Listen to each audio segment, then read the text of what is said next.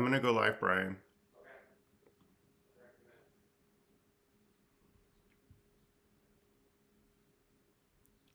Hello.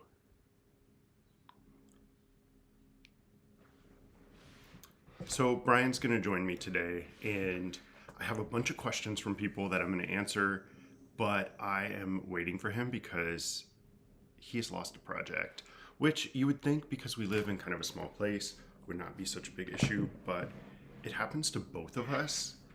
So I don't really know how that happens, but it does.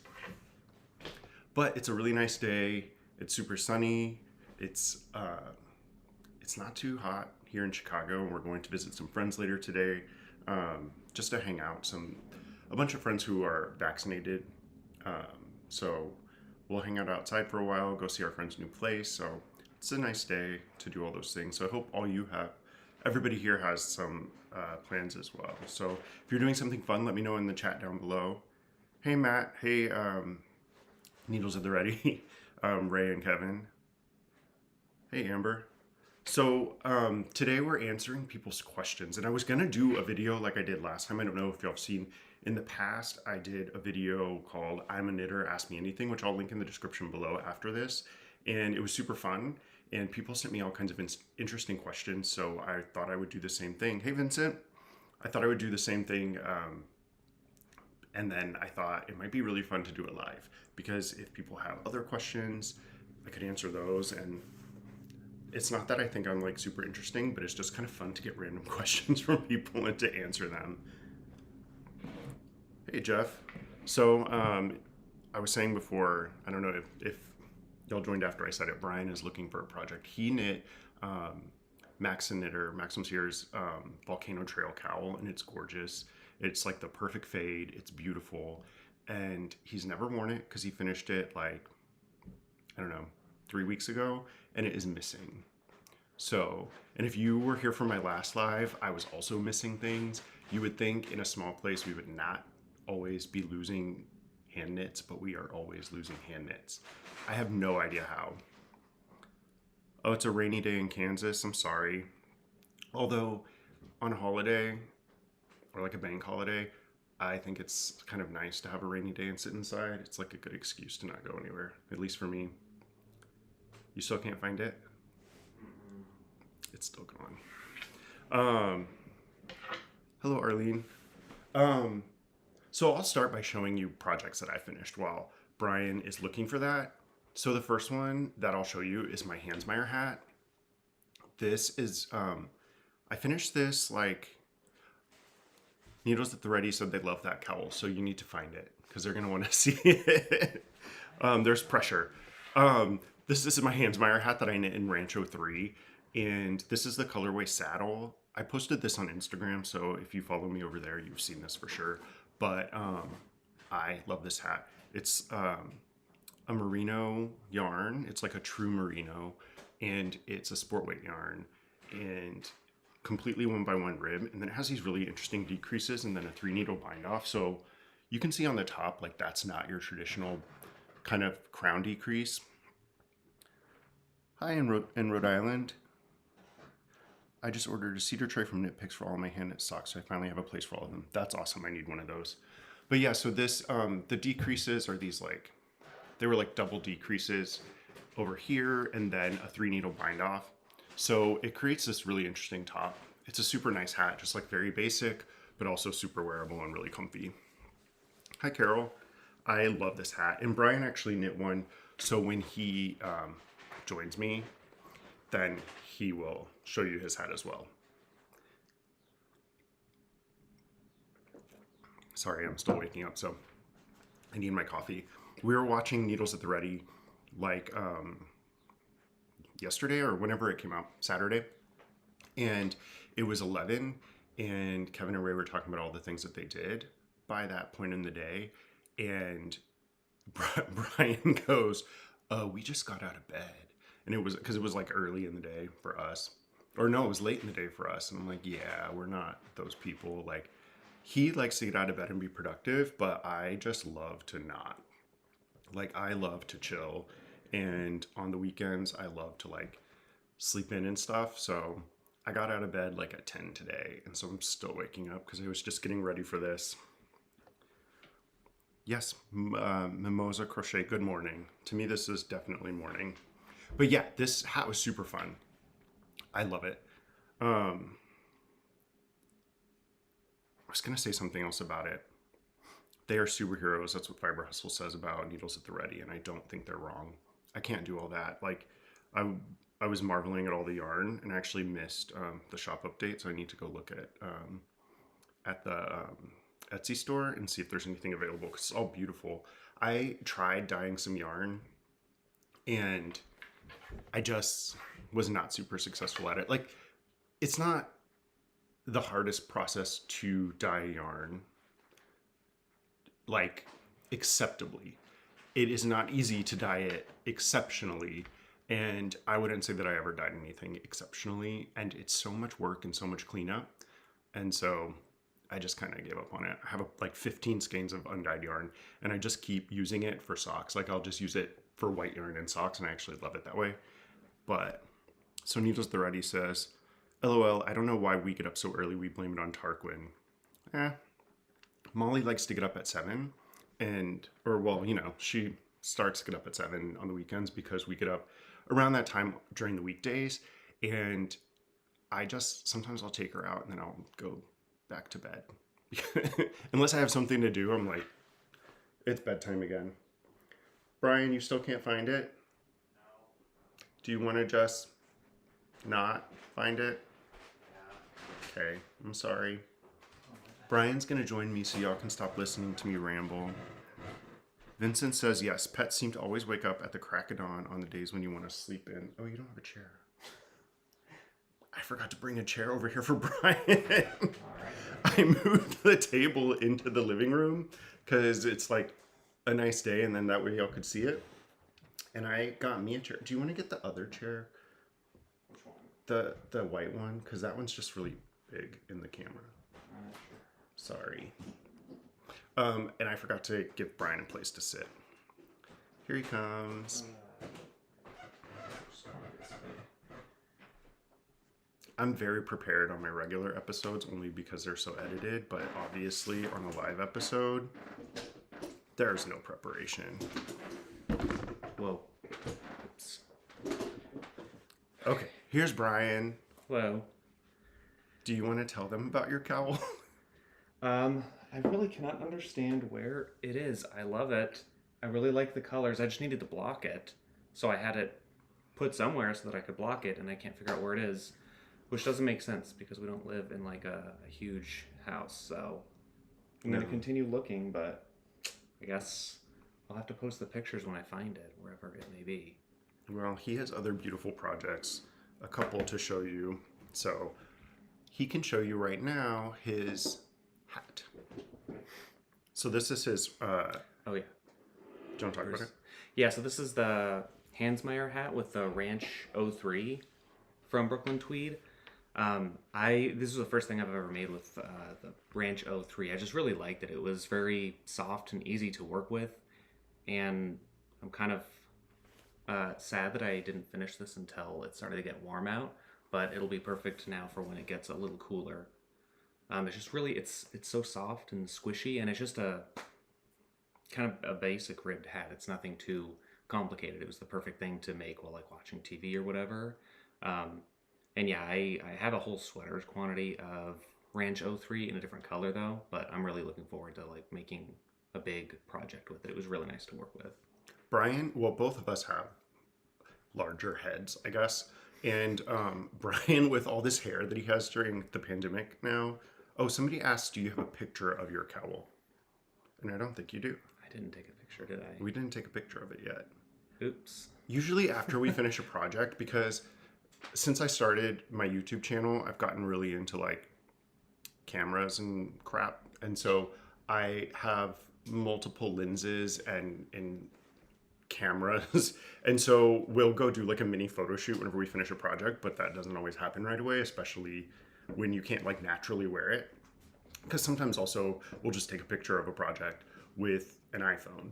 And I do that, or I'll make Brian like stop and take pictures of me, but I have to be like, do you want to go outside and take pictures? And then we go out and find a nice like backdrop around the house and take pictures. And it just never happened with the cowl because there was no occasion to wear it. And I didn't block it yet. And he didn't block it. So we have no pictures of it. But yeah, so sorry.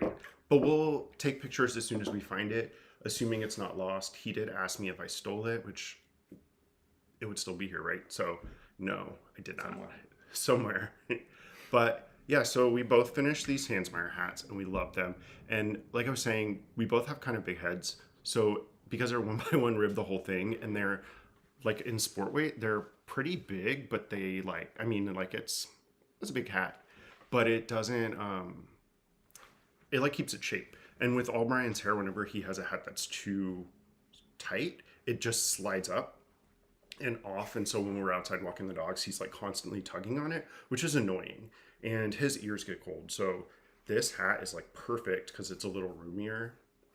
And actually, after he finished it, he ran out. I was in the kitchen and he's like, oh, look, I finished. And then he ran out of the room and came back in with his hat on and my jean jacket on. And he said, I'm a hipster. I'm Caleb. I'm going to go put some more holes in my body. And, and I died laughing because he thinks the hat looks hipster and he thinks I apparently look hipster, which Kinda. I don't know. He also says I look as if I'm on the fringes of society. So, because I got a new jean jacket. If y'all watched in the past, I had holes in my elbows. I got a new one.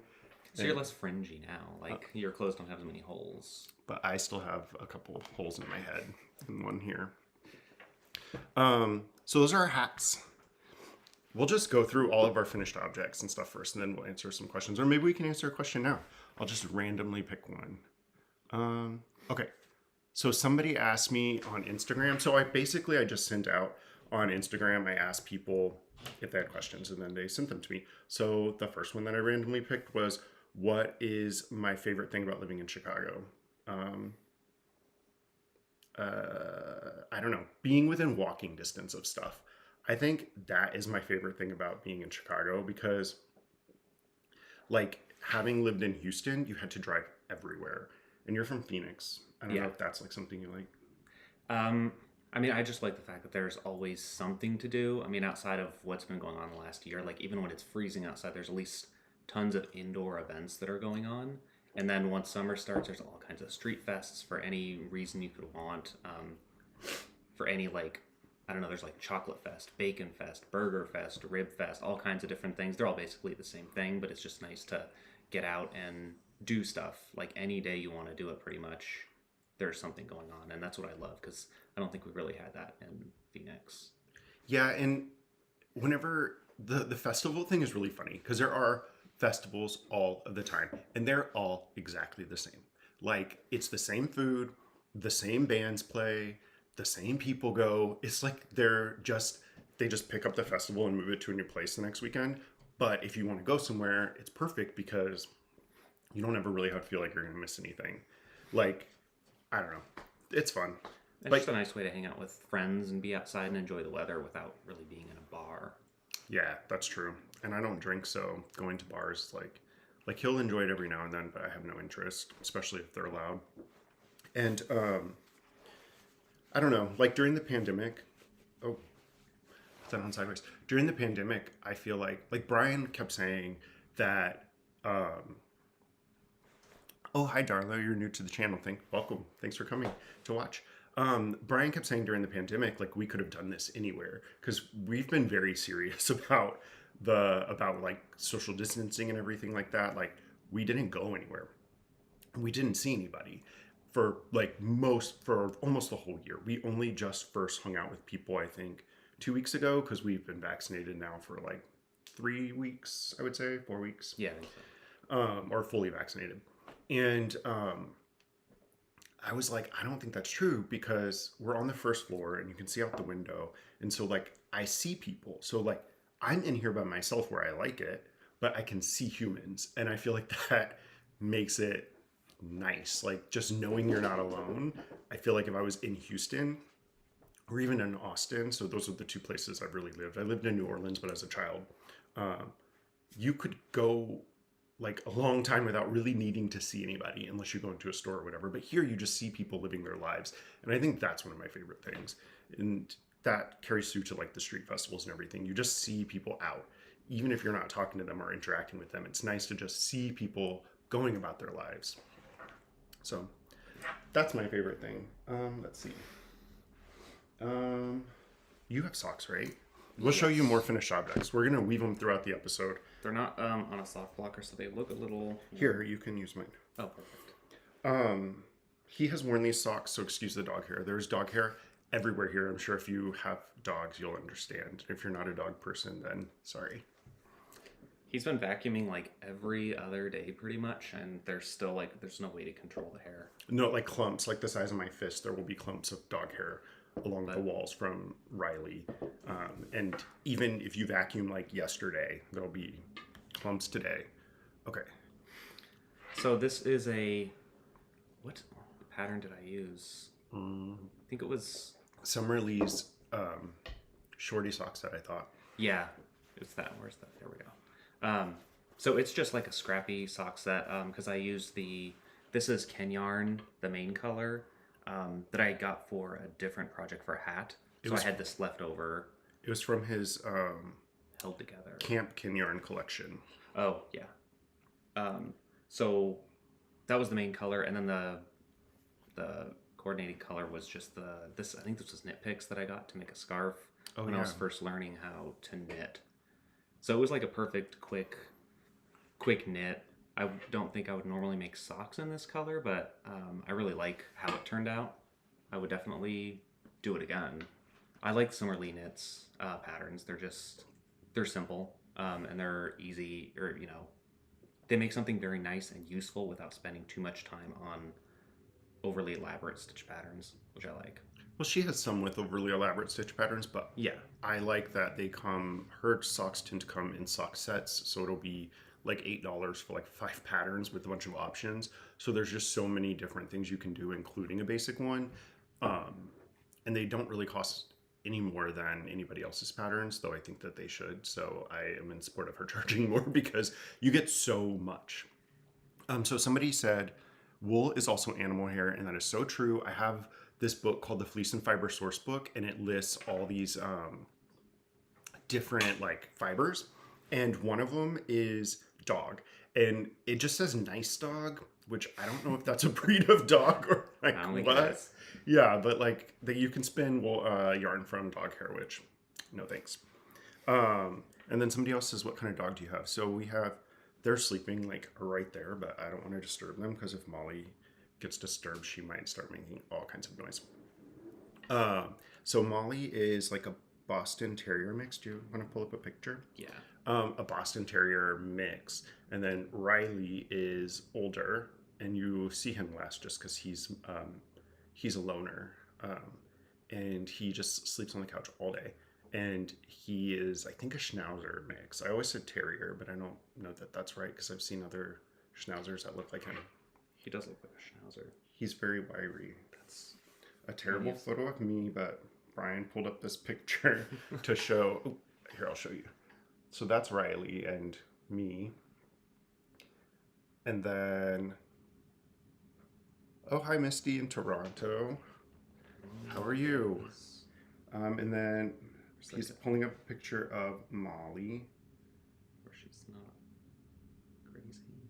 I mean, she's always not that. Just the first one you find. Okay, there's Molly. So here's Molly. Sometimes you'll see Molly in the background of the video. And as soon as I set up all my stuff, because I have there's a lot of equipment that goes into my videos usually. And as soon as I start getting it out, Molly gets riled up and starts barking. It's too much. But so I'll make Brian take her to the back and go into I call it the library. It's just our spare bedroom. And he will hold her. Yeah, because that's also the exact time she wants to also start chewing on her bone, which is like this solid plastic thing that she has. So it just makes this really loud noise. Like there's no way to be recording anything with her chewing on that. It makes so much noise. It's loud. So I have to take her away. Someone says hello. Hi. Misty says hello. Yeah, so we got her these Nyla bones because she likes them, but we're gonna stop giving it to her because it just can't be good for her. And she's gone through like 3 of them, and they're full on plastic, and they just disappear, and there's no pieces of plastic in the house, so she's definitely eating it. So she's not allowed to have it anymore. Oh, somebody says the doggos are adorable, and I love your plants. Thanks, Kelly. Brian is the Thanks. plant person, so he can tell you about those. Oh yeah, I started the pandemic with or I mean, we moved in here in October and we had three. I had 3 plants. Now I got my 38th yesterday, or Friday. Wait, Saturday. It's Monday now. So I've been getting them like every single week now. Yeah. I think we're starting to run out of space, so we'll have to figure out some alternative because we don't get like tons of natural light. Like these are east-facing windows, and this is like the best space we have. Like the south side, the way place that faces the south is just not. It's all blocked by another building right next to us. So this is going to end up being like just jam packed with plants in here soon. There's so many plants. And he says things like, it's Saturday and I haven't gotten a plant this weekend. Like, seriously, like he's upset. And every night when we walk the dog, so we live like, I don't know, not even half a mile, quarter of a mile from a florist. And she's started selling houseplants during the pandemic because everybody's buying houseplants and there are no events, right?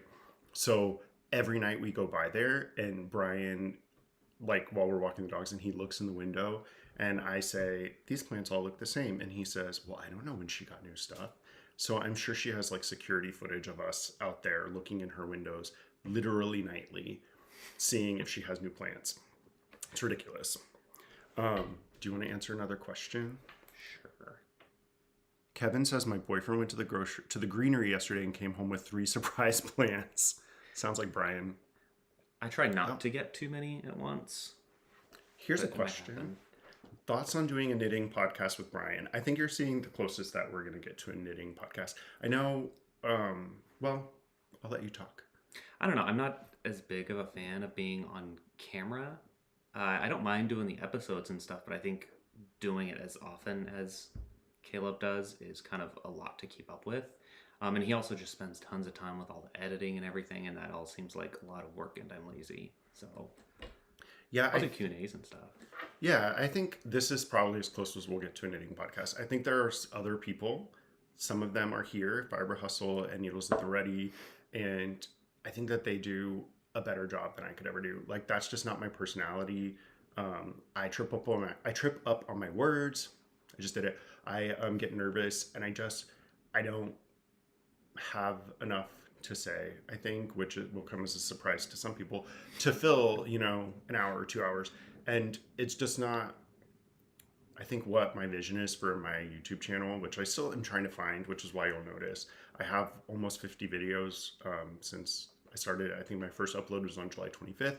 And I try to put out one every week, and I kind of get frustrated with myself if I don't reach that goal. But my videos have kind of been all over the place, and I think that's because I'm trying to really hone in on exactly what I want it to be. But I know in general, my vision and my goal is just to be able to talk more about yarn and to inspire people to the degree that I'm able with things that I've done or I've learned, and to learn from people. And I don't think that the path that I want to take with that is a knitting podcast. I think there are other people who do it better than I ever could, and I love to watch them, but I just want to go in a different direction. So I don't know that a knitting podcast, outside of doing these live episodes, which are a little bit longer, because we'll probably go until maybe for an hour 15 minutes today. I don't know if that's my jam, but you never know. You can never say never. It may turn into that. Let's answer another question because there are a bunch. Let's see. Has there ever been a project you've started but didn't want to finish? Ooh, Brian, you go first. Has there? Crap, I think there. Has there? I feel like I'm behind this question. Ow. Oh. Are you okay? No. I just squished my finger between our chairs. Okay, go on. I'm trying to remember. I think there was something. I usually when I don't like something and how it's going, I just keep going and hope that it turns out being a little, nicer looking than what I expected. I can't think of one that I actually just stopped for sure. Yeah, not that I. No, I think both of us kind of have a tendency to power through. Though I feel like there have been projects that in the middle of them I have gotten frustrated or gotten down on myself about because I feel like it's not going the way that I want, or I'm afraid that it's not going to go the way that I want, which is so silly because it's just not important in life, right? Like it's just something I'm knitting, and it's not like I need to knit my clothes. But it happens, and I've talked about it on certain episodes, like my Forbes sweater. I absolutely love it, but I got afraid that I was going to mess it up in the middle, and then it just kind of sat there. And it's not that I didn't want to finish it. I always wanted to finish it, but I didn't want to finish it at that moment because it kind of I'd lost the fun, and I just needed to set it aside and let that come back. And then once I did, then it's gone well.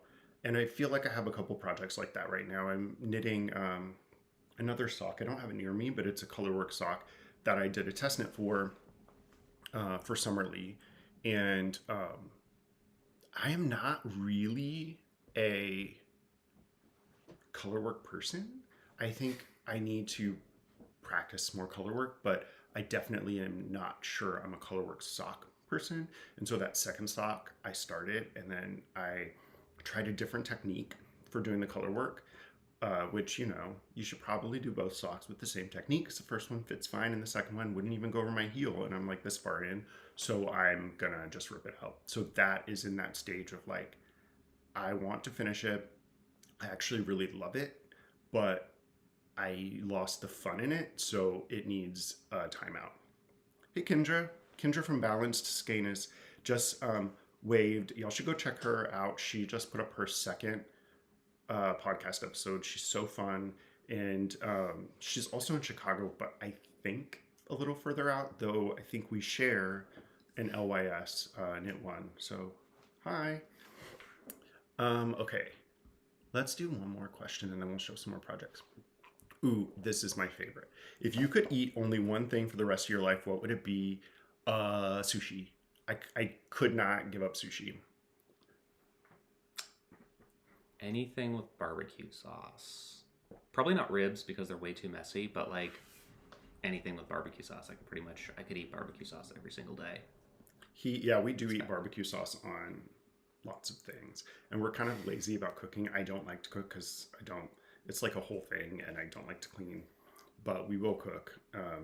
But we just put barbecue sauce on random crap. And then he doesn't get to eat barbecue as often as he would like because I only eat free range or organic chicken.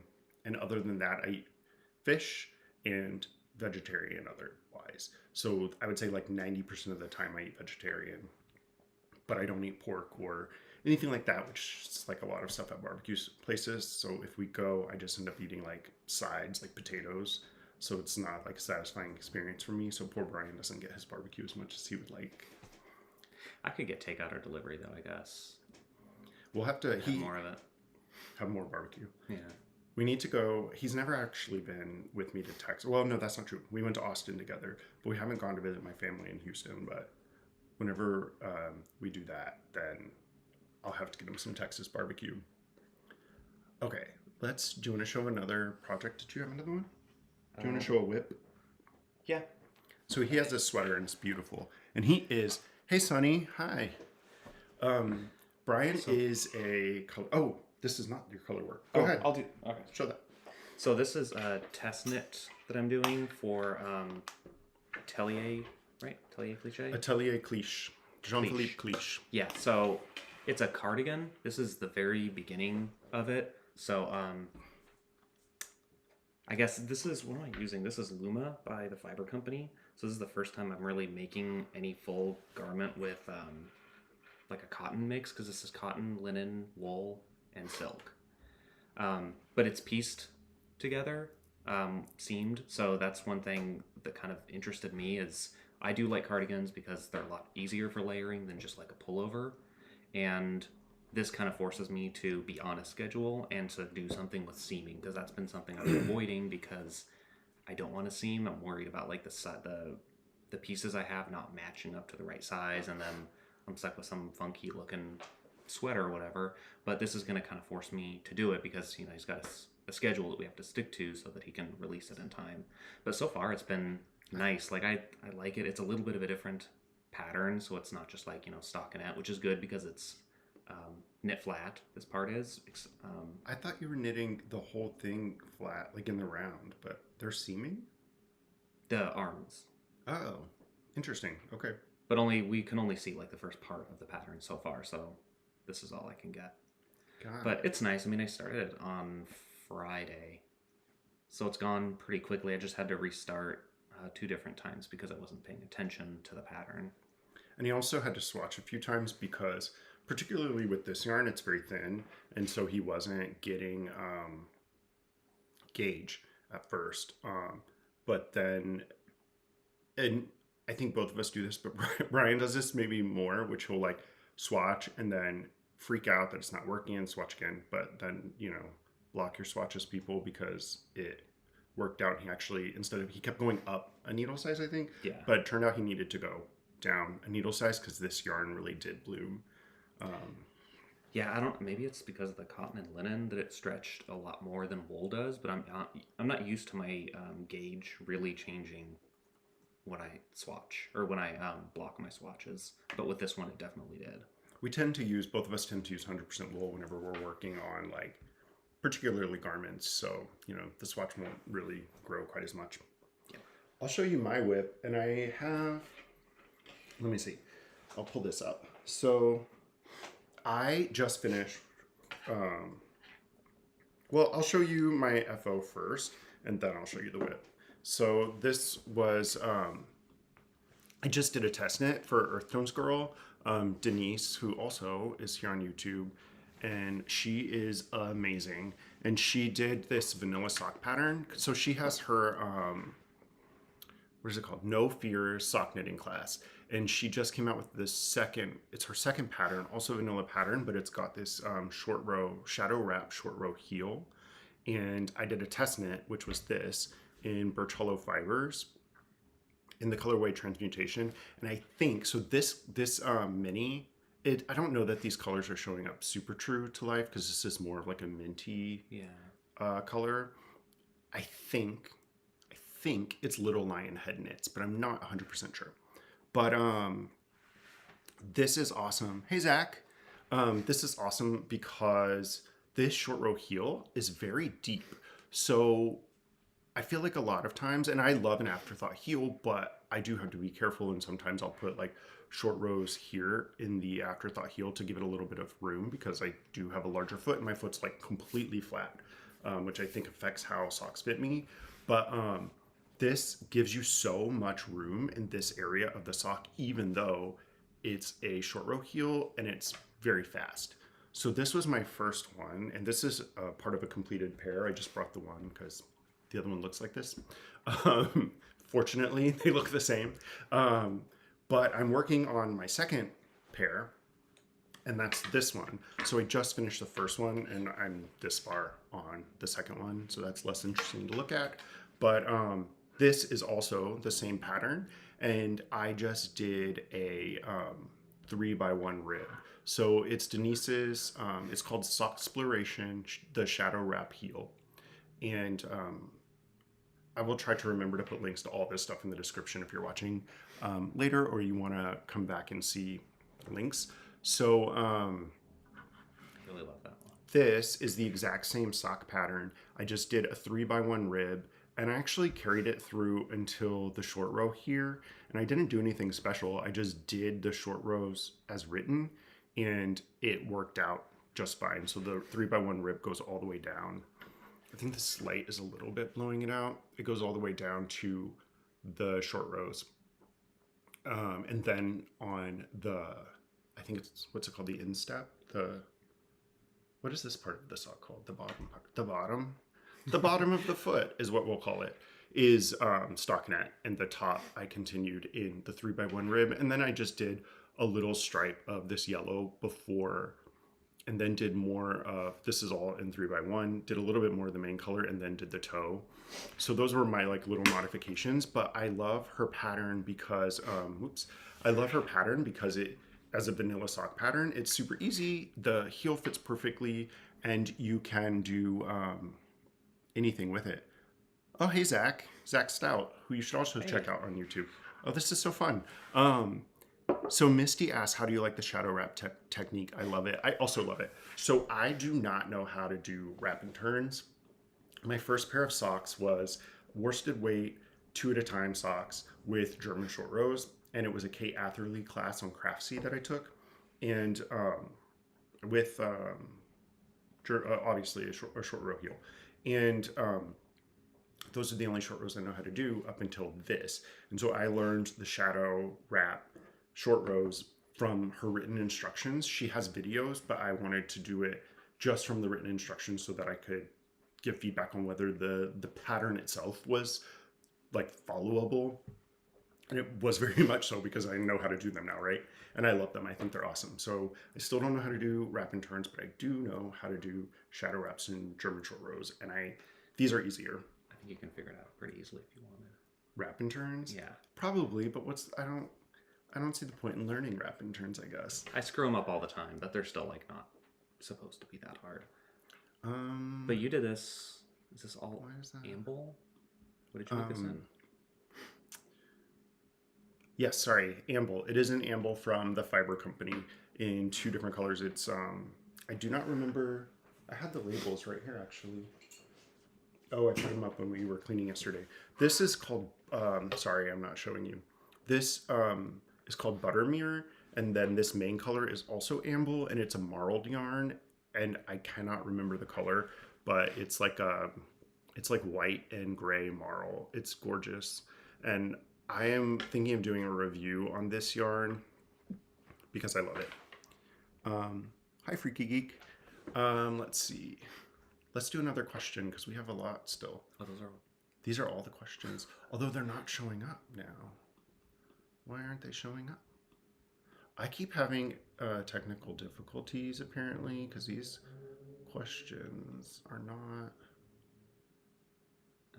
Oh, what? Oh, I broke it. Okay, there it is.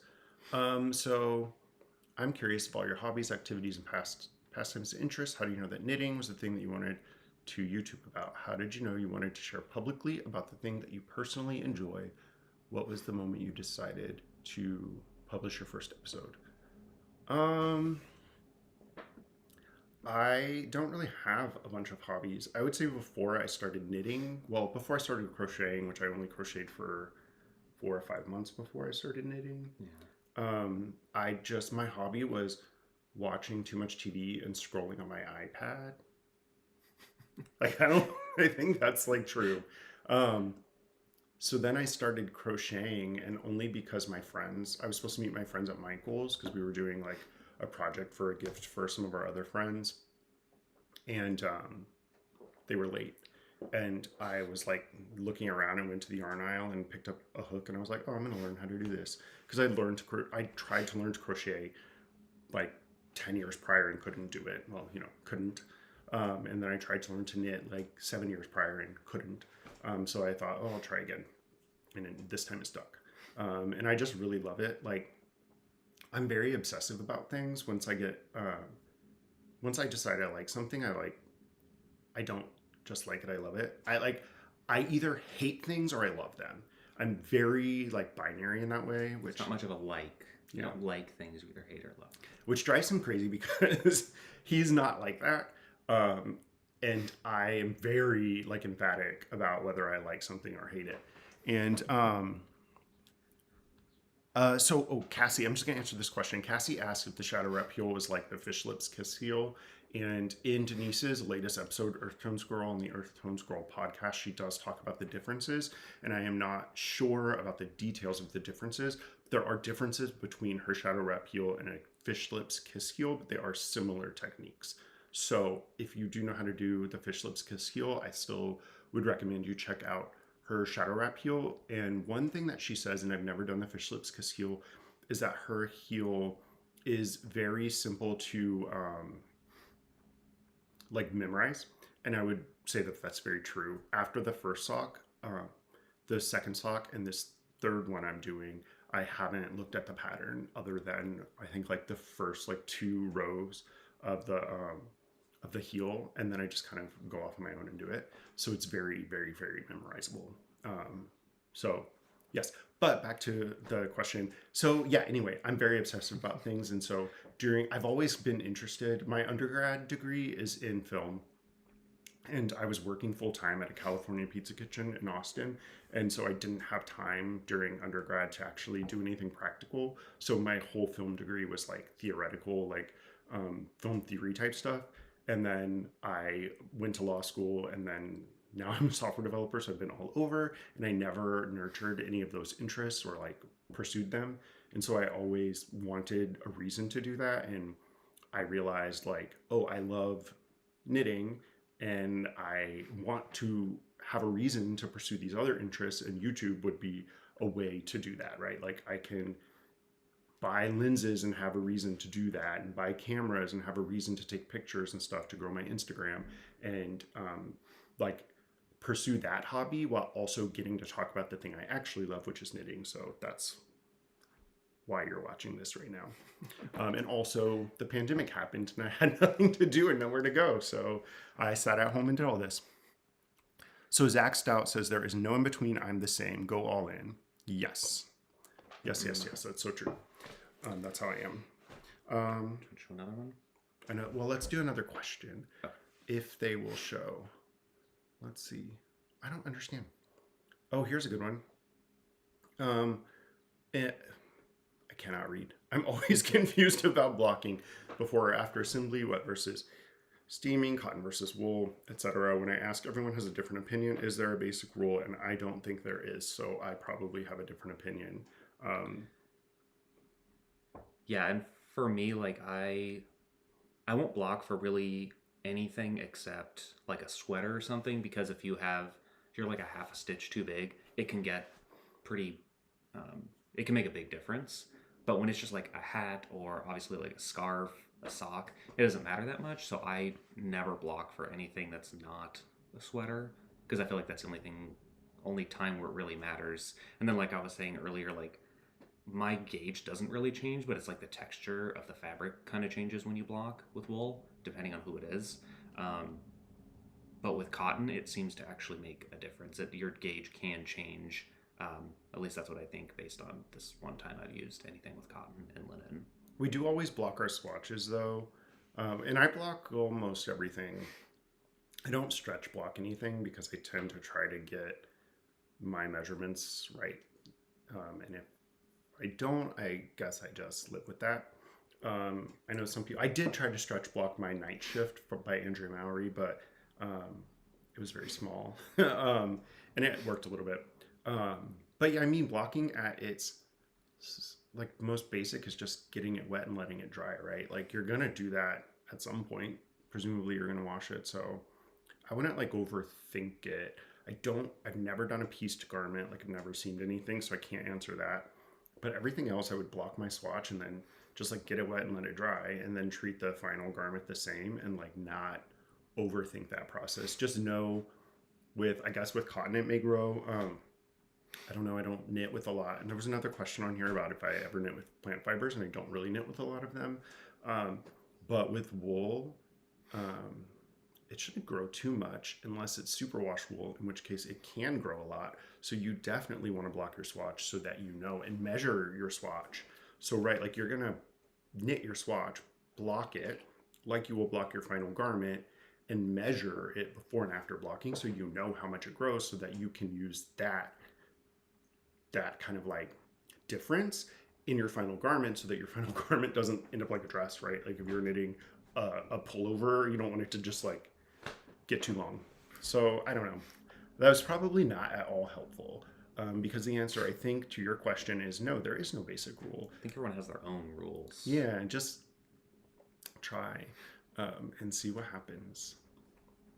But, don't overstretch it, and just don't wring it out. Like whenever you're getting the water out, like I lay it on towels and I roll it up and then I put it on the floor and I walk on it. I would never like do this number, you know, Oh, no. like don't wring it. Like press water out, like press it out and you'll be fine. Yeah, so Freaky Geek says, find a way that works best for you when a question gets so many different answers. And I think that's true. Like, I think all the answers are probably right, but there's not a million. I mean, there's not one way to do it right, right? So there are a million different ways to do a lot of things. Let's see, we can do another one. I don't know why they're not. I'm trying to sneakily make my male fiance a sweater for Christmas, but I don't know his sizing. If I'm following a pattern, do I just measure a sweater I like the fit of and use gauge to figure out how many stitches I need? I'm a new knitter and I'm afraid of messing it up. Don't be afraid of messing it up because, you know, if it's a little big, it's just like an around the house sweater. I've messed up things and messed up the sizing and it somehow works out in the end. And at the end of the day, I feel like if you do mess up, you still learned a lot, so it's not like a waste of time in any way. But to answer your question, if you don't know his sizing, I would measure, particularly like the chest, the bust circumference of a sweater that you like the fit of. And one that's a similar shape, like if you're doing a raglan, if he has a raglan sweater, like maybe that would be helpful to try to match the like construction. But if you don't, just like measure one that you like the fit of. And it's harder on the sleeve length, but maybe measure from the underarm of the sweater down to the cuff of the sleeve and use that.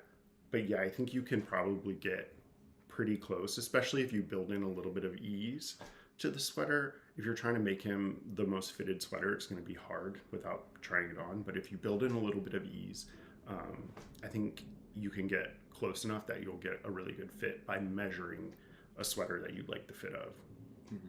Right?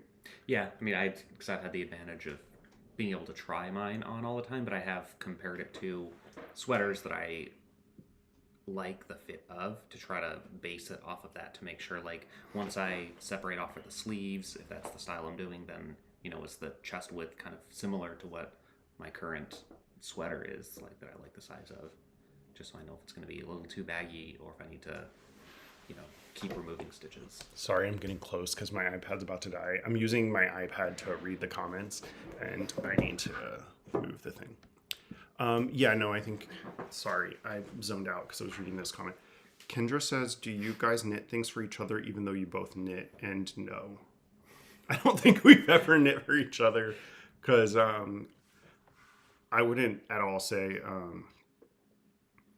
oh, somebody says, I heard that when you make your boyfriend a sweater, you break up. Is that true for anyone out there? We both make our own sweaters. This leads into the other question. Maybe that's why we haven't. That's why we're still together, because we make our own crap. Yeah, no, we've never knit anything for each other. No. So I mean, you can make everything that you want.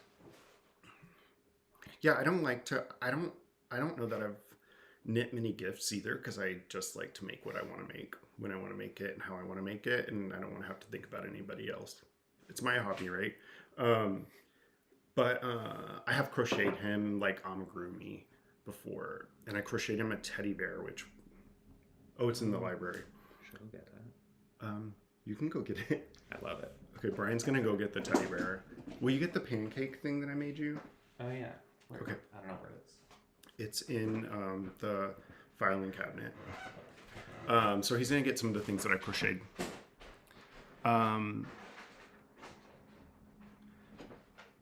Sorry, I was just reading the comments. While he's doing that, I can show y'all. I'll show y'all something I just bought. So, pitchfork fiber on. Oh, this is not gonna be great. Sorry, I just realized y'all are gonna be looking at the back of my iPad and this other camera.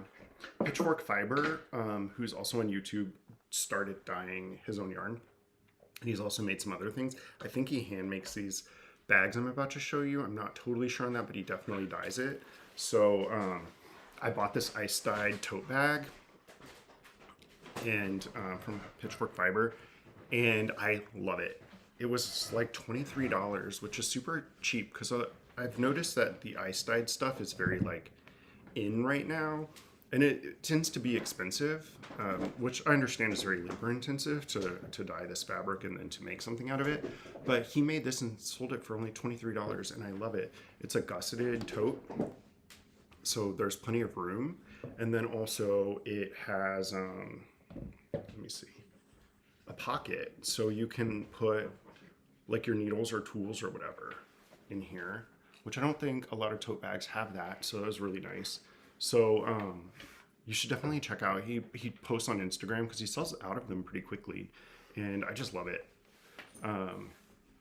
It's gorgeous, and he actually doesn't live that far from me, but we've never met in person yet, so that needs to happen. Yeah, in the pandemic. Okay, so Brian brought the stuff to show y'all. So this is the first. I don't know if this was one of the first things, but it's just a cute little. I don't know if it's on yet. Oh, sorry. Oh, here. He was trying to show you. And oh, it's like a little stack of pancakes. I don't know if you can see. Yeah. And when I was learning to sew, because when he was first crocheting, I was trying to learn how to sew, and this was my pin cushion. It's just this cute little stuffed thing, and he would make these little type of things all the time. They're little random like food products that he made with amigurumi. And then I think it was for Valentine's Day that he made this little teddy bear. It was his card. So this, I made this envelope, and this is his card, and then I put it in there, and he holds it. But it's so cute, and I mean, when I was a kid, I used to love teddy bears. I'm not like that big. I'm an adult now, but I do like this one just because he made it, so it means a lot to me, and he's cute. This was squishy. A pain in the ass to make because you couldn't really see the stitches, so I basically kind of winged it. I mean, I didn't wing it, and I want to say this was from One Dog Wolf. The pattern? Yeah, I think that is the name of the blog. And now I'm mad at myself. That was a long time ago, though. It was a long time ago. But I do believe she made it. But this yarn is just hard to see the stitches because of the fuzziness, because it's that like, what do you call this? Velvet chenille yarn. Yeah. Like Burnett blanket, I think is what it is at Michael's, right? Oh, thanks. Yeah, so it was kind of difficult to make. But at the time we didn't live together, so I would, whenever I would go home, because we always, like whenever we met, I lived like 0.6 miles north. And so I would walk over, like we would just walk back and forth. And so I would walk back home every night and work on this while I watched like Riverdale or something. Because I'm that person. And yeah, it's so cute. I need to make another one. I haven't really crocheted a lot recently, but I like this guy. And I've never crocheted, so I have no idea how to make this. That's not true. You are learning from Tony Lipsy from TL Yarn Crafts how to Tunisian crochet. Yeah, I made a swatch in Tunisian crochet. That's as far as I went, and then I got lazy. But I liked doing it. I think it's something that's, a little bit different. And I think it would make a good, I don't know, like hats and stuff like that. It could make something pretty nice. It just makes a really thick fabric because I'm using worsted weight. So I think if I were to make like a hat or something, I'd probably go down to something like at least DK so that it's not super thick and like bulky, because I don't really like bulky stuff. But it'll be good. So Brian uses like washcloths to wash his face at night, and so it would be really good to make washcloths if it's thick. Yeah, be perfect. Thank you, Vincent. Vincent says Chiwe. It is one dog, wolf, and her name is Chiwe. And she's an earth tones lover like me. Yes, I love earth tones. Vincent says Tony is the Tunisian queen. Yeah. And Zach says he wants to crochet the mini cat's pillow. I have not seen that, but I'll have to look that up. Neither. Okay, let's look. I still have so many questions, and we haven't really gone through many of them. And I don't know why they're not showing up. Can you have water, though? Oh, water. Sorry. I keep getting close. Okay. Let me see if I can get this to show up. Because I can't read the question until I do. Okay. Do you bring a project with you wherever you go, although you might not have time for it? I wouldn't say wherever I go, but yesterday I did go over to my friend. So I have these two friends I used to work with. It's a couple, and the woman in the couple, her name's Alicia, and we used to work together at a law firm in Houston. And she and her boyfriend moved here, and I went to their house for the first time because they moved here from Pittsburgh. Like she had left Houston and went to Pittsburgh, and then they moved here, and the pandemic hit. So they moved here and could not experience the city.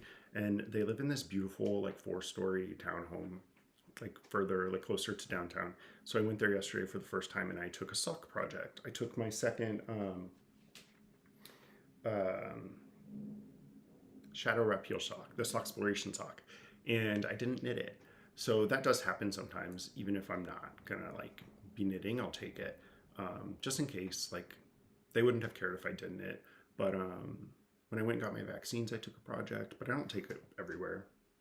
I don't either. Some places I do, and like before, like when I was still going commuting into the office, I brought a little project with me every single day in the hopes that there'd be some time on my lunch for me to go and like go into like an empty office or something where people aren't staring at me and just like work on a sock or a hat or something. I didn't really get to do it that often, but I always would bring it just in case because it's nice to like if you want. But you had, nice break. there were days that you would be like in a conference room knitting and like people would come in because they had scheduled the conference room. Yeah. Because you like reserve it online. So I would go and look and see, and like there's nothing reserved. So I'd go in there, and then all of a sudden, like I'd see people come in like ready to have an actual meeting, and then I'm just sitting there, sock in my hand. And it felt odd. I mean, you gotta do what you gotta do. It is nice to have a project whenever, because you never know when downtime is gonna hit. Yeah. Let's see. Okay. I really don't understand why this happened. Can I?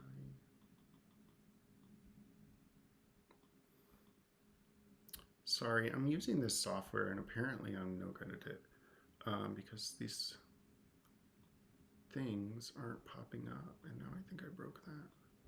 I can't read these questions. Let me see. This is the only way I have to read them.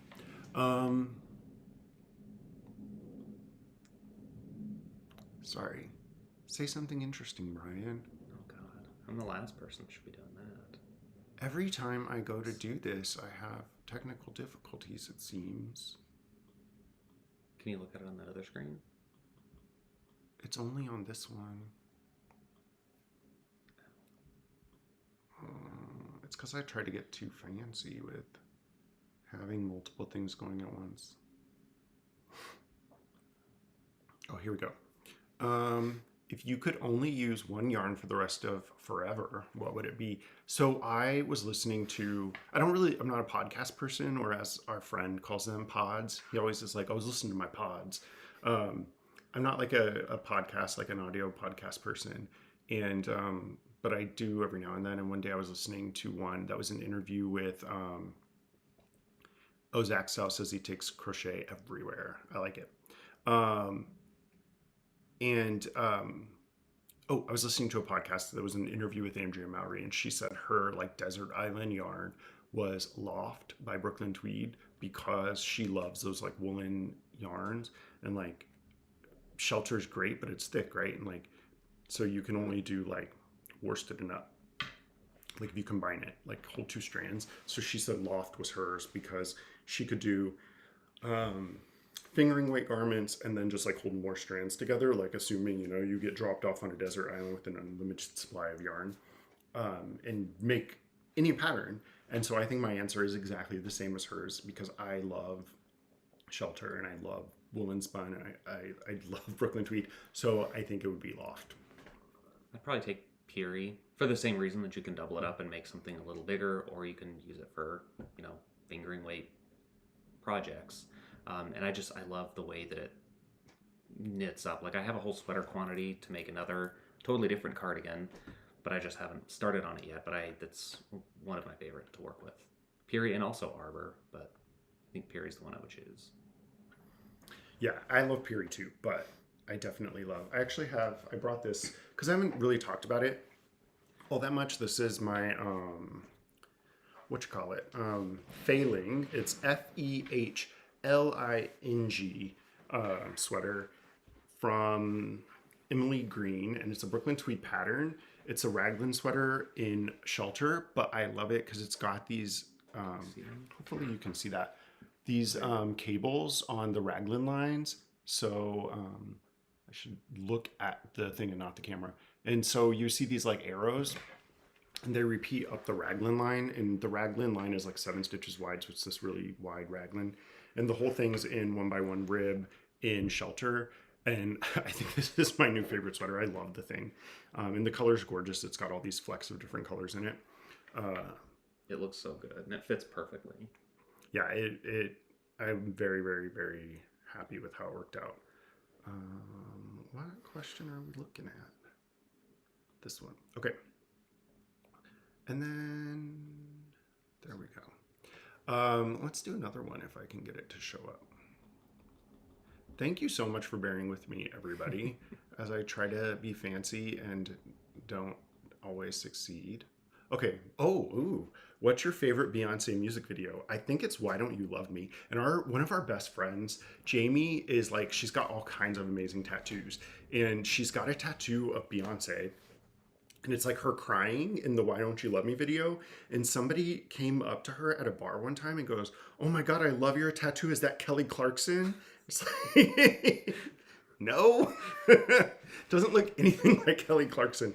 But they don't look anything like each other. Yeah, I think that's my favorite Beyonce video. Brian, are you able to answer this question? I don't know that I haven't seen a ton of hers. The one that always comes to my head is the one for Sorry. I don't know if that's my favorite, but that's the first one I think of when I think of her videos. Like from Lemonade? Okay. That one's always... do love Lemonade just as a whole. Yeah. I think it's neat how you can make tops and socks the opposite way from how you first learned to do them. I maybe don't understand. What do you mean, Freaky Geek? I think it's neat how you can make tops and socks the opposite way from how you first learned to do them. If you leave a comment, let me know what you mean, because I might agree, but I'm not quite sure. Let's see. I'm going to make another. Well, so basically what I'm doing, it's like Photoshop. This software I'm using to put graphics and switch cameras has like layers, and I put all these images in this folder and hid them all, and they were supposed to be on top of the camera, but then it put them behind the camera feed, so then I have to like move them to the top while I'm doing this. So how did you meet your SO, this guy? On an app, because it was 2018. It's I know another question in here is how long have we been together, and it's been like almost 4 years. It'll be 4 years in August. Yeah. And we met on an app because, that's what we do these days. People don't meet in person. I don't know how anybody ever met in person to begin with. I can't imagine anything more awkward than going up to somebody and being like, "You're cute." Like, unless you're drunk in a bar, and that doesn't seem like the best place to meet people. I'm sure it happens. But yeah. I also feel like it's a good way to filter out some of the people you probably, like, if you start chatting with someone for a few minutes and you can kind of tell if they start saying certain things that you're like, I can't do this. You're saying inappropriate things. You think that your jokes are funny, but they're actually just like offensive towards certain groups. So like, I think it's a good way to kind of filter out certain people, that are not going to be a good fit. Zach Stout says, apps didn't exist when I met Brad. I would have been single forever. I read this article about this woman. I guess they were in Texas, or I don't know. She matched with a guy on Bumble, and I guess she is like conservative and like that was known because he decided to brag to her about how he attended the insurrection at the Capitol on January 6th. Oh, yeah. And however, whatever her political leanings were, she wasn't down with that. So she turned him into the FBI after matching with him on Bumble, which I love. Well, yes, she filtered out a crazy. Even he had some of his pictures, I guess, on the profile were of him there in the Capitol. So Brian's statement is true. You can filter out the crazies. Let's see. I met my husband online 18 years, married 15 years now. Oh, that's awesome. You're a success story. I love it. Oh, Zach Stout is here, and Vincent Vesuvius Crafts. Um, any crochet sock resources, pattern designs. I don't have any crochet sock resources, patterns, or designs, but maybe I will add them. And I'm going to plug my website. I just redid my website, and I actually write on my blog every now and then, and I post. I posted some pictures I took that I liked. I had been using some of my photos as my background on my iPad and computer, and I was like, oh, maybe other people want close-up photos of yarn to use as background, so I posted them on there. So maybe I'll put some resources, but there are people here that maybe could say in the comments, do you know of any crochet sock resources? I'm not sure. Let's see. Okay, I'm pulling up another question. Oh. Okay, if they made a movie of your life, who would you want to play you? So somebody just asked, do you knit or just crochet? I do both, but I don't crochet very often. It's not that I don't like it. I just always have something I want to knit, and so I don't crochet. But at Christmas, I feel like I'm more apt to crochet because I particularly like to make amigurumi, and I think they make adorable Christmas ornaments. And every year I try to make Christmas ornaments. And they seem to have a little bit better shape than knitted ones. Like knitted toys. Yeah. Yeah, that's very true. Crochet, because the crochet is, so Zach Sout says Ron Strong, Ron is spelled ROHN, is a great resource for crochet socks. So if you're interested in crocheting socks, Ron Strong is your person. Okay, so yes, that's my answer about do I knit or crochet. My answer about who would play me in a movie, I don't know. People used to say, oh geez, from American Pie. What's his name? The main one. And he was in Orange is the New Black. That guy, y'all know who I'm talking about. The guy with the pie. People said that, and I took offense, but I don't know that I would take offense. I just didn't think he was cute back then, but I can't even think of his name. as an adult, I think he's kind of cute. He could play me. I don't remember his name. Jason something. Who would play you? I've never really been told I look like a celebrity or anything, so I can't even think of who I would want. I don't know. I don't even know. I don't know that we can answer this question. Y'all tell me in the comments down below who would play me and who would play Brian in a movie. I want to say I would like it to be Drake, but I don't think that casting is going to work out. Yeah. Let's see. Okay. I'm pulling up another one, but I'm not doing this very well. Oh, have you ever knit with plant-based yarns? And we talked about this a little while ago. I have, but not that much. Oh, Ben Affleck could play you. Oh, Jason Biggs, thank you. Jason Biggs is from Molly. She hears something, she's about to bark. So I have knit with plant-based yarns, but I don't do it very often, so I don't really have a ton of stuff to say about them. Oh, there's Molly. I guess our neighbor decided to take their dog. Their dog's name is Sawyer, and he's so cute. And whenever they go to take him, you can hear it like jingling, and he loves it. Or she loves it. So yes, I have knit with plant-based yarns, but not a ton. I do know, and I had asked people in my stories if I was going to do a video about it, and I still plan to. It just takes me a while between sometimes whenever I ask for tips or whatever, and like the video gets made.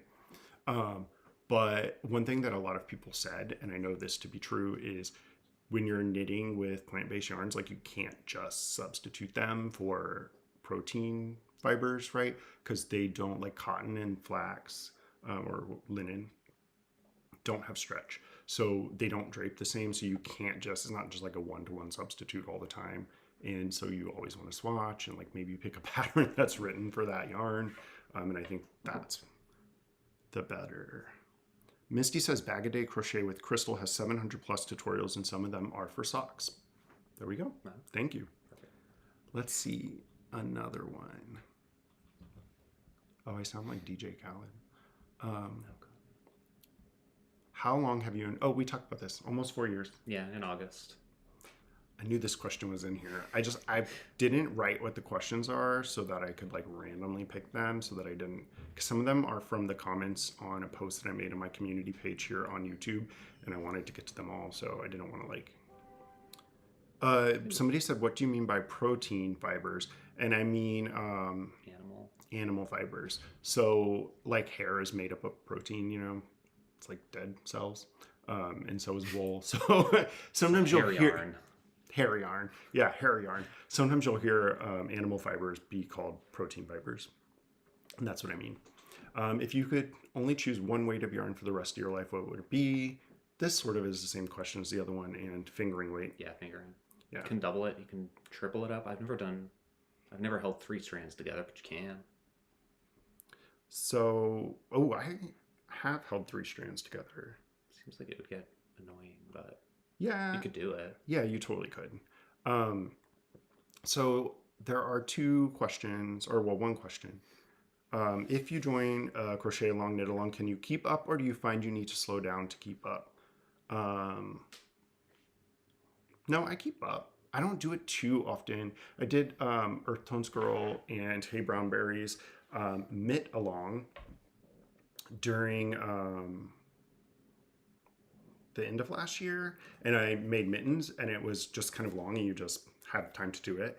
And I made my mittens in like a week, but there was like 2 months, so it was fine. I haven't really done a lot of, well, I've done them with Knit One, and I have less time now than I used to because I'm making things like videos and stuff on the weekends. Sometimes my videos can take me 12 hours to make, and I tend to do it last minute because I also am working, you know, full time. So I'll do it all on like Saturday. So I used to just sit and knit all day Saturday, and now I'll only get like an hour or 2 in, or maybe 3, like at night while we're watching TV after I'm done with my videos. But yeah, I mean, I've typically been able to keep up, but before I started this, I would always have like 3 or 4 projects for a Crochet Along or a Knit Along, and that doesn't happen anymore. But I tend to keep up. And then Zach Stott says, I have a couple of friends who are vegan and they don't use animal-based yarn at all. And I have heard of that. And I am definitely not against acrylic for any reason. I mean, I don't love, like, I think there's like a lot of microplastic waste, but it would be hypocritical for me to criticize acrylic yarn for that, because I try to minimize how much plastic I use, but I mean, I live in America, you know, in 2021, there's plastic all around me. I'm using plastic on my iPad, and I buy like all kinds of crap, so it's whatever. I just like knitting with wool, and I think acrylic is perfect for a lot of applications. It's just that the things that I make, because they're for me, and they're like sweaters and stuff, I don't think acrylic is the best yarn for me. But like if I was making a baby blanket or something, I would not make it in wool. I crocheted that baby blanket, and that was acrylic, and it was lovely to knit with or crochet with. It was one of those cakes. Zach, I'm sure you know what I'm talking about. The cakes, like you have that anniversary size cake. It was this huge cake of yarn from Karen maybe. And it was red, white, and blue.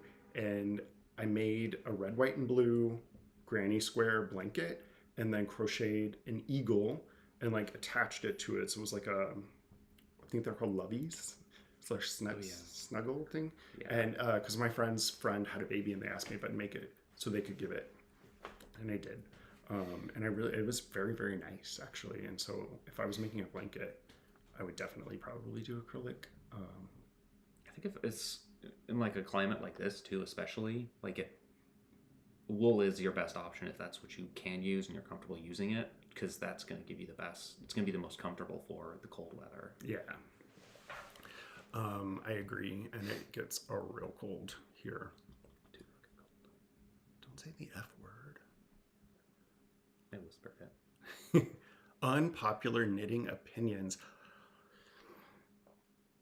Karen cakes. Thank you, Zach. Yes, I actually have a bunch of Karen cakes, so maybe I've had a lot of friends have babies, and I haven't made them anything, so maybe I should use up those Karen cakes. Unpopular knitting opinions. What would my unpopular knitting opinion be? I don't make anything just because it looks fun to make. And I think that happens, right? Like people will make something that they're not planning to wear, and maybe they make it for somebody else, or maybe they just find somebody later. But I only make things that I would wear because my philosophy is if I would walk into a store and see something and just walk right on past it, sorry, like at Forever 21 or something, like wild, and I wouldn't get it just because it's not that it's not beautiful or whatever, but it's just not for my style. Like, why would I spend $200 on wool and like 50 hours of my life to make it? So that's probably my unpopular knitting opinion. Like, if I wouldn't buy it, I'm definitely not going to make it. I think for me it's along the same lines, but I don't like shawls really. Like I've made one because it was like a brioche along and I was trying to learn something new, and I don't know if I'm gonna wear it. I think that they're too bulky. I don't think that they fit right. I don't think that they work well in like the Chicago weather when you need to have this whole thing wrapped around you and then you need to have like a whole jacket on top. I'm shaking my head because this is a wrong opinion. Yeah, you like to make them. I love to make shawls and I love to wear them. And I think they're perfect because I get what you're saying, but like, I like cowls better. he loves a cowl and I like cowls. And Vincent from Vesuvius Crafts made a cowl, and I cannot remember if it was crochet or knit. It was a beautiful colorwork cowl, but either one I want to make it. It just hasn't come up yet in my queue, you know. But I think shawls are great because you have like the big triangle piece that can go in the front and cover all of this with no bulk under your jacket. Your jacket's supposed to cover all of that. But it's a double layer. It's like my third layer, right? Like I have all that covered and all the bulks up here keeping me warm. So I think it's perfect and fits really well. So Brian's opinion is both unpopular and very wrong. The shocker. I may come around. I don't know. I mean, because the only shawl that I ever made was during the pandemic. It was this winter, so I haven't really had much of a reason to wear because we didn't go anywhere.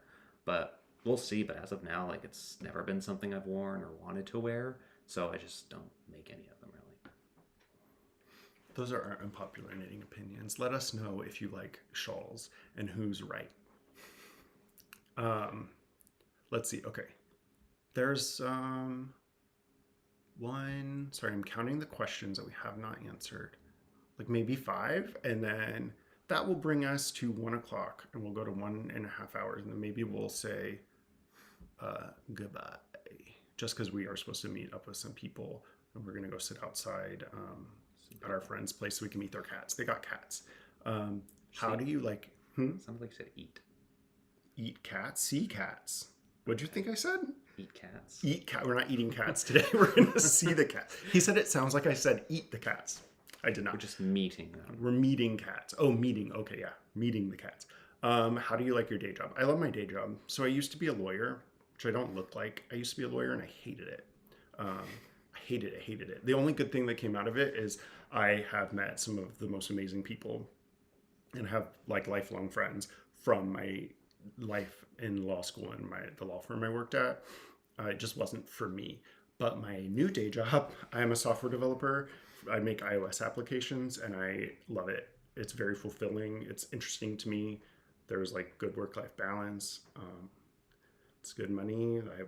My team is amazing. So I love my day job. Do you want to answer this question? I mean, I like mine. It's just, it gets very stressful because like we have customer, like client obligations. So sometimes it doesn't matter like what you have going on.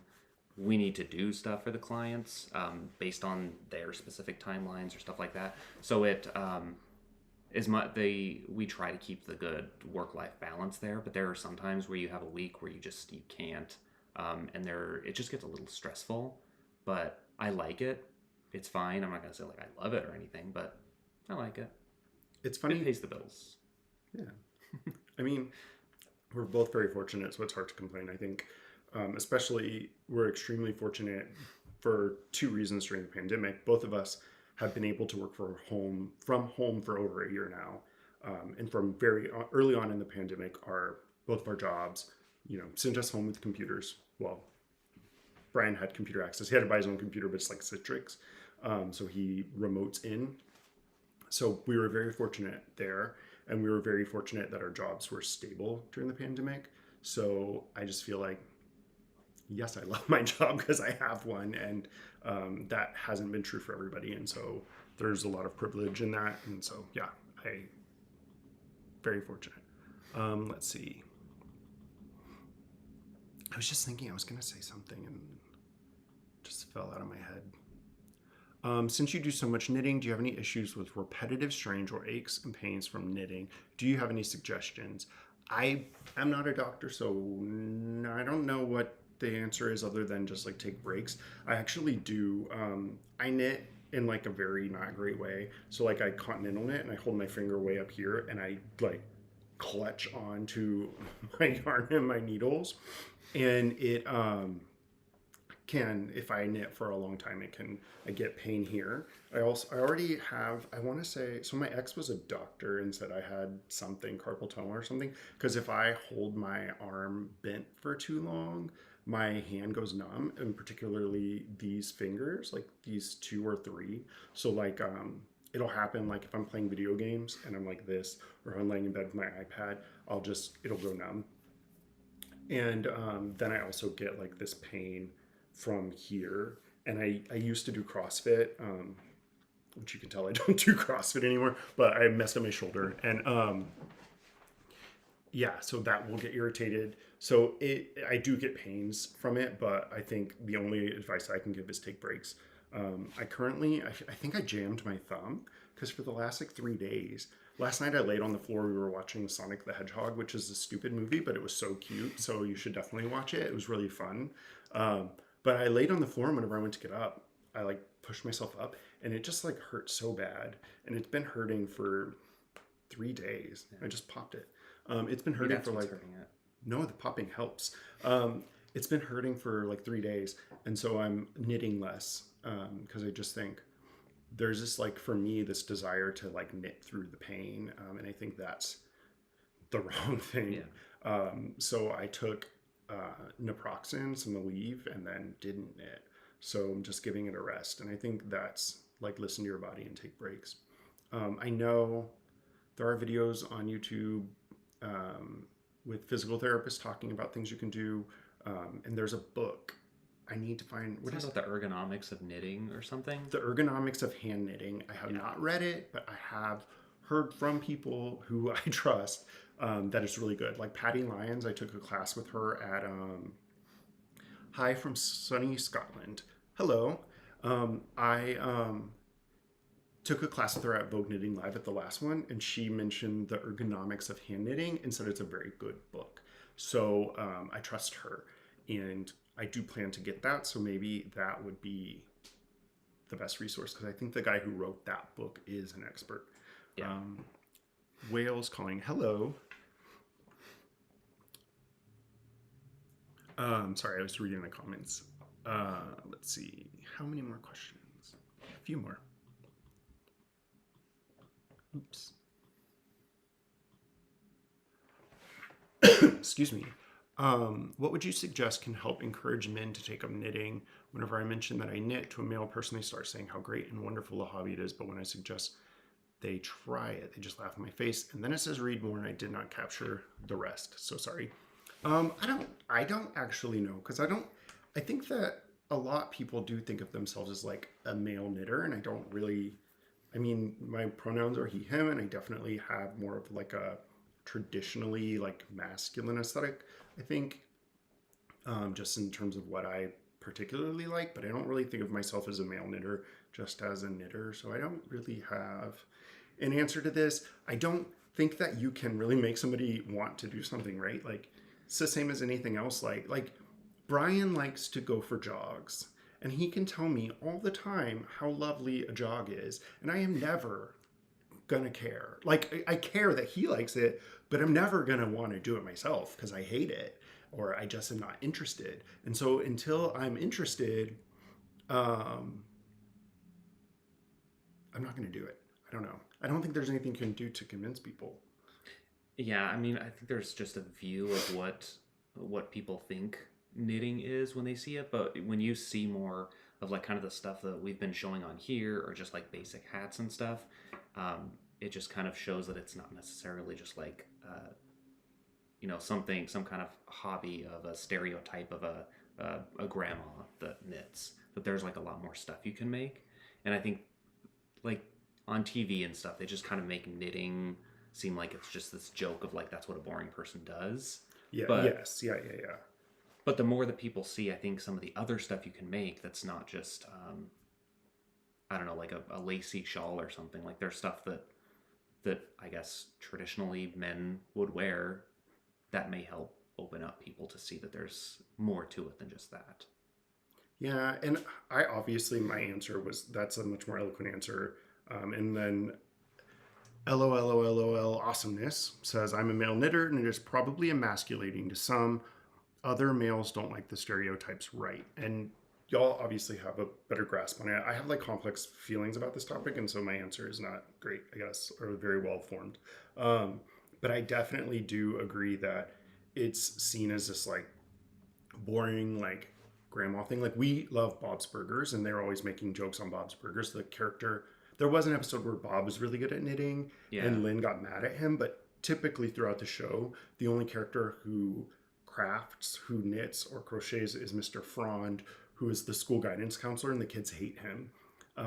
They're always nice to him, but they hate him. So I think that It's like a joke, like he's so boring he knits. yeah, and I think that is a stereotype that is like pervasive in culture, and I think that can lead into it too. And the emasculating element, I think, is probably true too, because it's used. Like I remember whenever Hillary Clinton was running for president, there was somebody said, maybe multiple people said like, "Oh, you should just go back to your knitting," and it's like this thing. It's like, "Oh, you should shut up. You're a woman and just go home and do something." Productive with your time or like your hobby. And it's like this thing that's used to like as if it's like keeping women down. I don't know. And so it's like just viewed as like this woman's thing to do. And like that's not true. First of all, Michelle Obama knits and she's like one of the smartest people in the world. So it is not something to use as like a put down, but I think it is sometimes. So yeah. The history is that men actually made knitting and did it first. I don't know. I do have this book from Rosa Pomar, who owns Retrosaria, about the history of Portuguese hand knitting, and I've been wanting to read it because I do want to know more about the history of knitting. Even for women, people think it's just grannies. Yeah, it is, and it's not. Like, look at all the things that we make, right? Like, I see like these sheer crop tops, and like grannies aren't going to wear that, but people knit it and rock it. So like I think there are lots of stereotypes all over the place that just are not true, and that probably is what's holding them back. But like Zach said, if people like something, they'll do it, and if they don't, they won't, and you can't make them. So I just wouldn't even worry about it. Like, you enjoy your hobby for you, and maybe one day they'll see something awesome you make and they'll make it too, or they'll want to learn. Why did I just get $100 charge from? Sorry, I just got a notification pop up that said I have $100 charge from Lyft, but I don't take Lyfts anywhere. I'll figure that out after this. Fraud. Yeah. For socks, do you prefer weight 1, 2, or 3? I tried with the 1, so that would be a fingering weight, and messed up completely trying with the 2, which would be sport weight. Now, and with different needles. So far so good, but let's not jinx it. Yeah, I think that's a good idea. Like, unless you're super comfortable with fingering weight yarn, I feel like it can be a little bit tricky. So bumping up like a yarn category to a sport or a DK or a worsted to make socks, I think is a really good idea. I think there's this like perception that socks are complicated, and I think that I had that. My first pair of socks, I started them, I did the leg, and then got to the heel, and it sat for a month untouched. And then I picked it up and did the heel and was like, why did I like not do this? Because it seems complicated, and then once you do it, you realize that it's not at all as complicated as you think. So I think going up yarn category size, like yarn thickness to sport or DK or whatever, is awesome. And then once you do that, then go back down to fingering weight. I love fingering weight socks, but I also really love DK weight socks. So I'll hold 2 strands of fingering weight yarn together and knit a thicker sock just because it's faster and I like thick socks and it's very cold here. But yeah, I love it. Same with worsted weight, because there are times when I'm just like frustrated and I want something easy to do, but I don't want to spend too long doing it. And I do like worsted weight socks, and I could, I guess, if I focused, make a full set in like 3 days because they go so quickly when it's worsted weight. But yeah, I usually prefer to have them in fingering weight just because it's more breathable and it doesn't get as like crowded in my shoe. But for the winter, like DK and worsted are great and they knit up quickly, so that's a good place to start too. Like if you want to learn with 3, or size weight 3 until you get like used to how to do the heel and stuff, then I say go for it. Yeah, I excuse me, I agree. And I was just thinking while you were talking, because we were talking about like winter and like thick versus thin socks. Both of us really want to try knitting socks in a cotton yarn, like a cotton sock yarn. And I know there are some blends. And I was talking to Zach Stout about this for a different project, a yarn that was a blend that included cotton and nylon, I think, and some elastic, because cotton doesn't stretch the same.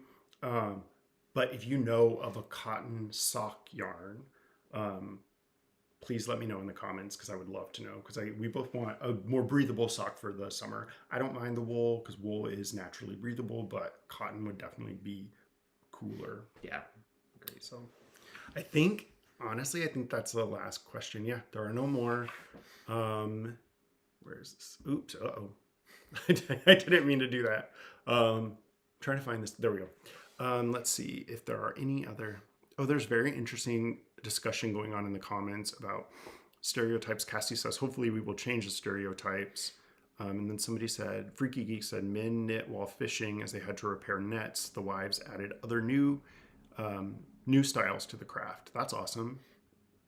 I think it just takes more people doing it, more younger people, more male identifying people doing it, that it just won't seem as quite like a old ladies hobby or whatever, that however people view it right now. I think also just being out in public in your knits is like, I don't know, I feel like sometimes, not all the time, and definitely not about all topics. Freaky Geek said the camera blinked, and yes, I accidentally turned it off. But sorry. But this is not, I am not at all saying this is the solution for all problems, because it's definitely not. But sometimes just like being out in public doing things, and like just being visible doing things, or in like your hand knits or whatever, it could maybe be the thing that turns people's minds. Because like maybe you have a friend that sees something really cool that you made that they wouldn't even know is possible to knit, and they might ask you, and then you're like, well, I made this, and they're like, whoa. I know my friend Jamie, the one with the Beyonce / Kelly Clarkson tattoo, somebody says bamboo pop sock yarn. Remember that. She was out in her night shift, and some woman who was a knitter, so yeah, but they were out in public, and the woman like beeline, like ran over to her to ask her if she made it. And because it's so beautiful and it looks like something you could buy, and then people learn that you made it, I think that other people, if they just complimented her because it was gorgeous and like asked, where'd you get that? And she said, I made it. Maybe like that kind of thing is enough to like change somebody's mind, some of the stereotypes. So yeah, but I think, so we went through all the questions and it's already 1. So we've been talking and talking and talking, and I am so happy that you all sat, and chatted with us, and there's interesting discussion going on in the comments. And like I said, I think it's, just stereotypes that we all just have to get over with a lot of things. So go knit awesome things and show them to people and change their minds about it. And we will talk to you later. I'm sure Brian will join me for my next live episode, but next week I will have a typical episode with a giveaway. I'm going to be giving away a complete set of ChowGoo twist interchangeable needles. It's their bamboo needles in 4-inch. So if you want to figure out or find out how to win those, then I will see you next week. Yeah. All right. Thank you. Thanks for hanging out with us.